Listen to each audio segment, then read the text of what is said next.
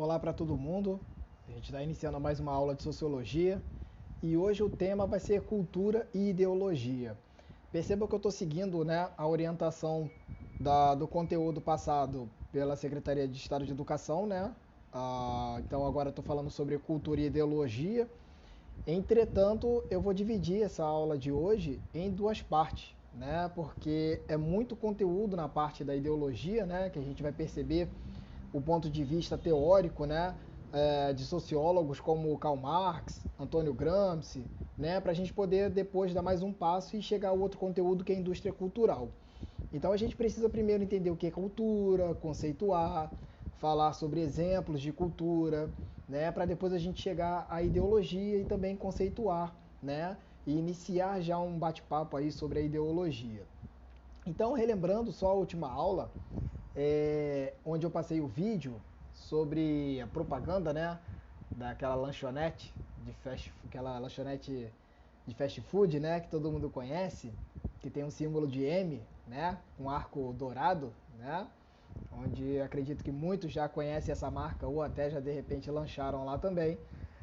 E aí é interessante porque era uma propaganda, né, comercial, comemorando 25 anos de um sanduíche, né, que é um produto que eles fizeram, que é o mais vendido, né, um produto carro-chefe, né, ou seja, é o produto principal que é mais vendido pela loja, né, por essa lanchonete. E aí trouxe umas perguntinhas que alguns alunos responderam, né? E aí é interessante a gente analisar no vídeo, né? O que a lanchonete vende, né? Além dos produtos de consumo imediato. Ou seja, o que né, essa lanchonete aí do M, ela vende além dos lanches, né? Sanduíche, bebida e etc. Né? A gente sabe que também vende conforto, que também vende status, né? Também vende brindes, brinquedos para crianças, né? Então, explicar cada um deles. Conforto, né? Você vai lanchar no local, né, com climatizado, com segurança. As crianças têm um próprio local para poder brincar, reservado para elas. Status porque você lanchar nela, né, é um status que você pode pegar depois, lançar uma foto numa rede social, né, você dizer para alguém que foi lá, né, porque querendo ou não serve de status, né, para você se relacionar com outras pessoas também. E também os brinquedos e brindes que são vendidos separadamente, que atraem muito o público infantil, né? Qual público se destina à propaganda? E aí os hits musicais que são utilizados ali, né? Vocês percebem que na verdade é um público bastante variado, é para todo mundo, né? Assim como vocês responderam também. Quais elementos estão presentes que contribuem para estimular o consumo? Aí, né? É uma pegadinha, porque o que acontece? A questão é que você saber se relacionar com um público-alvo, com um grupo, culturalmente, ou seja, falando a mesma língua deles ali, compartilhando das mesmas características, do mesmo costume, a gente vai conseguir ter alcance. Adiantaria, por exemplo, eu conversar com vocês e falar no linguajar super rebuscado e acadêmico, utilizando de repente um português arcaico? Não, porque muitos de vocês não iriam entender, né? Então por isso que às vezes nós professores nos utilizamos, por exemplo, de gírias, né, do cotidiano, de palavras mais simples às vezes, não tão rebuscadas, para a gente poder sintonizar com vocês e vocês também nos compreenderem, né? E aí é nesse caminho, né, nesse ínterim aí que a gente faz a conexão com o tema de hoje, que é a cultura, né? Cultura, conforme já fala aqui no fundo, né, do vídeo para vocês, trata-se do conjunto de conhecimentos, valores, símbolos, tradições, ideias, costumes e práticas que se tornam características de um grupo. Seja ele, né, um grupo familiar, social, étnico, religioso e assim por diante. Ou seja, praticamente tudo que o ser humano produz, tudo que nós vivenciamos é cultura. Então não existe mais aquela questão de falar assim, ah, fulano é culto, né? Fulano é detentor de uma alta cultura por ser mais estudado e tal. Não, não existe esse termo, tá, gente? Não existe alta cultura, não existe baixa cultura, cultura inferior, cultura superior. É apenas cultura. Tudo que o ser humano produz é cultura. Essa aula que eu estou dando para vocês é cultura. O celular que foi produzido, criado, é cultura. O texto, a fala, né? A blusa que eu estou usando, a barba que eu faço, óculos, tudo isso é cultura. tá? O jeito de falar, de agir, roupa, dança, né? Folclore, tudo isso que o ser humano então produz, que está à nossa volta, né? Que a gente faz, é denominado cultura. Aí está falando que esse conhecimento nem sempre é formal, ninguém precisou fazer um curso para aprender a cultura de seu próprio povo, né? Já que isso já é transmitido, né, por gerações, por meio do contato social, por meio de conversas, tradições. Não é à toa que muitos do que vocês são hoje é porque vocês aprenderam com os pais de vocês, com os avós, tios, tias, padrinho, primos mais velhos ou irmãos mais velhos, tá? De uma forma completamente diferente do que muitos pensam, não existem pessoas com mais ou menos cultura, né? Como eu acabei de falar para vocês, a questão da cultura superior ou inferior que não existe, tá bom? O ser humano produz manifestações, a música de um determinado povo, sua alimentação, obras de arte como pinturas, esculturas, suas moradias típicas e festas são exemplos dessa produção. Então é interessante a gente analisar, né, que a gente está falando de coisas físicas que a gente consegue ver, pegar, sentir, cheirar, né, se alimentar, sentir gosto, enfim. E tem coisas também que a gente não consegue pegar, que são mais abstratos, né? Então, na verdade, cultura, ela vai ser dividida em dois grandes grupos, que eu vou mostrar para vocês agora. O primeiro grupo, então, é a cultura material, que envolve todas as produções culturais que têm como resultado o objetivo físico, né? Então, obras de arte, pintura, escultura, vestuário, né? As roupas de um povo, igrejas, construções. Aí está aqui, utensílios típicos usados diariamente, né? Suas cidades, embarcações, meios de transporte. Então percebo que a cultura material é tudo que é físico, que a gente sente, vê, tá bom? Já na cultura imaterial, trata-se de elementos que não têm um resultado propriamente material, um resultado físico. Então a gente pode citar, por exemplo, tradições, né? O jeito de falar, né? Festas populares, saberes, valores partilhados por um grupo social, música, dança, comidas, lendas e até mesmo o jeito de ser de uma população. Então a cultura imaterial é esse tipo de cultura que a gente não tem um objetivo físico, tá bom, gente? Então, por exemplo, construções de igreja, por exemplo, é cultura? Sim. Ah, mas só aquelas igrejas clássicas, né, feitas pela Igreja Católica? Não. Igreja protestante também é cultura. Centro espírita também é cultura. Terreiro de umbanda, de candomblé, do que for, também é cultura, gente. É tudo produção cultural, é tudo resultado do ser humano. A gente tem que analisar muito bem isso. Até porque quando a gente entende essa importância cultural, né, a gente na verdade vai aprender também mais a respeitar a cultura do outro, né? E o Brasil, então, sendo multicultural, é muito importante a gente saber disso e respeitar a cultura do outro, né? A gente, por exemplo, tem uma ideia de que o jeito de se alimentar de um grupo, por exemplo, de uma religião de um outro grupo, são culturas diferentes da nossa. Sim, beleza, pode ser. Entretanto, não é nem inferior nem superior. A gente tem que respeitar, né? Então aqui já está até falando, né, que a cultura brasileira não reflete os valores de um único povo, por isso é muito importante a gente analisar, inclusive, discursos, né, hipócritas, discursos demagogos, né, de demagogia, feitas por governanças e por lideranças políticas, onde acredita-se que, por exemplo, meninos devem usar azul e meninas devem usar a rosa. Não, devem usar a cor que elas quiserem. Isso não vai ditar regra nenhuma para mim. Ok? Ela é formada a partir de contribuições de várias etnias e origem, né, à nossa população.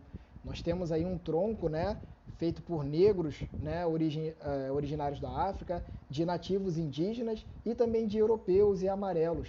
O Brasil é um país multicultural, pluricultural. Então a gente tem que entender que, na verdade, o Brasil ele é fruto de uma miscigenação, né, de uma mistura dessa cultura, né, de etnias. A produção de costumes regionais completamente diferentes, né, acabaram disseminando diferenças culturais intensas no Brasil. A gente sabe que, por exemplo, o gaúcho lá do Rio Grande do Sul, ele vivencia uma cultura muito diferente, por exemplo, da do nordestino ou da população que vive no norte do Brasil, né? Aí aqui está dando um exemplo, né? Entre os costumes regionais, podemos destacar festas como o carnaval e os alimentos típicos, né? O carnaval, por exemplo, é uma explosão multicultural, né? Ela, na verdade, se dissemina de várias formas diferentes e semelhantes em várias localidades pelo mundo e pelo Brasil também elas se manifestam celebrando, né, relembrando, né, na verdade, manifestações culturais riquíssimas. Na verdade, a festa do Carnaval não é só a farra em si, ou o descanso, ou ainda o feriado em relação, né, antecessor à quaresma católica, né, dos 40 dias de resguardo da Igreja Católica até chegar à Páscoa. Mas, na verdade, Carnaval é sinônimo também de um resultado, né, de uma explosão cultural muito simbólica e muito diversa que o Brasil tem. O Brasil é riquíssimo culturalmente, a gente não faz ideia da riqueza cultural que o Brasil possui. Vamos lá então, continuando aqui, porque agora a gente vai chegar na ideologia e nos conceitos, né? As formas de dominação ideológica a gente vai aprender na próxima aula, tá? A gente vai ver agora só os conceitos. Então, né, se na cultura a gente tem a expressão nossa, né, a produção do ser humano, a ideologia é o campo das ideias que vão permear esse resultado cultural. Ou seja, a cultura é resultado da ideologia. O campo das ideias que regra os nossos valores, nossos costumes, nosso jeito de agir, né? No que a gente acredita, no que a gente valoriza, no que a gente segue, é que vai ditar os resultados da nossa produção cultural, né? Aí aqui no significado do dicionário, ideologia é um sistema de ideias, valores e princípios que define uma determinada visão do mundo, fundamentando e orientando a forma de agir de uma pessoa ou de um grupo social, partido, movimento político, grupo religioso. Na filosofia é o estudo da origem e da formação das ideias. Então olha que interessante, né? Então quando a gente pensa em ideologia, na verdade, é tudo que vai regrar as nossas atitudes. As nossas atitudes é cultura. Então a ideologia vai influenciar no resultado cultural. Beleza, gente? Ideologia é um conjunto lógico, sistemático e coerente de representações, ideias e valores, de normas ou de regras de conduta que indicam e prescrevem aos membros da sociedade o que devem pensar, como devem pensar e o que devem valorizar e como devem valorizar, o que devem sentir e como devem sentir, o que devem fazer e como devem fazer. Essa explicação é muito simples, é bem bacana, porque na verdade a ideologia ela está então permeando os nossos valores, nossa vida, nosso cotidiano. É muito perigoso a ideologia, até porque se a gente fosse manifestar de forma intensa e acreditando naquilo piamente, sem questionar, a gente corre o risco sim de ser dominado, né, ideologicamente, da gente de repente até pegar e passar de repente como um conjunto normativo e se sobrepor ao outro. Aqui nessa imagem vocês estão vendo, né, uma parte do que eu li aqui e é da Marilena Chauí, né, a filósofa super importante aí para os estudos sociais brasileiros, né, onde ela traz à tona nessa questão sobre o que vem a ser ideologia, né? Aí depois, tá falando aqui, né? Mais aqui para frente, caráter prescritivo, dividido em classes, uma explicação racional para as diferenças sociais, políticas e culturais, sem atribuir tais diferenças à divisão da sociedade em classes. Pelo contrário, a função da ideologia, olha só que interessante, aqui no final, a função da ideologia é apagar as diferenças como as de classes e fornecer aos membros da sociedade o sentimento de identidade social, encontrando certos referenciais identificadores de todos para todos, como por exemplo a humanidade, a liberdade, a igualdade, a nação ou o Estado. Então, né, para Marilena Chauí, a ideologia serviria, na verdade, para poder servir de norteador e unificador, né, das pessoas com relação aos sentimentos, as regulações, as normas, né, no que vai acreditar socialmente, politicamente ou ainda culturalmente, tá bom? Aí tem uma música aqui do Cazuza, né? Para quem não conhece, Cazuza foi um músico, né, dos anos 80, e tem uma música dele chamada Ideologia, que é bem interessante, né? Ele morreu de AIDS, né, no final dos anos 80, e ainda na década de 80 ele produziu bastante, né, letras de música, poema, textos, né? Ele era um pensador bastante rico, né? E ele teve uma música composta, né, na parceria com o Frejá, né, que é músico ainda atuante até os dias atuais, né, no Barão Vermelho. Aí essa aqui é a letra da música, né? Meu partido é um coração partido e as ilusões estão todas perdidas. Os meus sonhos foram todos vendidos, tão barato que eu nem acredito. E aquele garoto que ia mudar o mundo, né, frequenta agora as festas do Grand Monde, né? Meus heróis morreram de overdose, meus inimigos estão no poder. Ideologia, eu quero uma para viver, né? Aí o meu tesão agora é risco de vida. Meu sex and drugs não tem nenhum rock and roll. Eu vou pagar a conta do analista para nunca mais ter que saber quem eu sou. Então é interessante a gente, né, perceber as nuances nessa letra, né? Tem várias letras, várias partes dessa música, né, que podem ser interpretadas, bem interessantes, né? Eu destaco uma aqui para aqui, né, na parte final. O meu tesão agora é risco de vida. Ele está criticando, né, a questão da pessoa poder ter prazer, tesão, né, poder transar, poder se relacionar sexualmente, mas que infelizmente agora é risco de vida por conta das doenças sexualmente transmissíveis, principalmente o AIDS, né, e o HIV, que ele inclusive já era portador, né?